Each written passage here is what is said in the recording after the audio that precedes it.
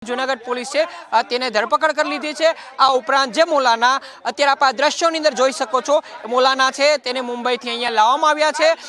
Live દ્રશ્યો આપ જોઈ શકો છો કે ચુસ્ત પોલીસ બંદોબસ્ત અને કમાન્ડો જે હથિયારધારી કમાન્ડો છે તેના દ્વારા આ મોલાનાને અહીંયા લાવવામાં આવ્યા છે।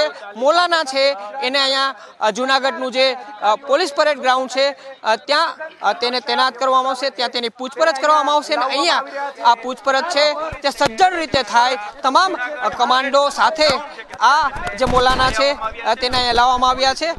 પોલીસ અધિકારીઓની સાથે કમાન્ડો છે એ પણ અહીંયા તૈનાત કરવામાં આવ્યો છે। ધરપકડની પ્રક્રિયા છે ત્યારબાદ તે પૂછપરછની પ્રક્રિયા છે એ જૂનાગઢ પોલીસ છે હાથ ધરનાર છે અને આવતીકાલે આ મોલાનાને કોર્ટની અંદર રજૂ કરવામાં આવનાર છે।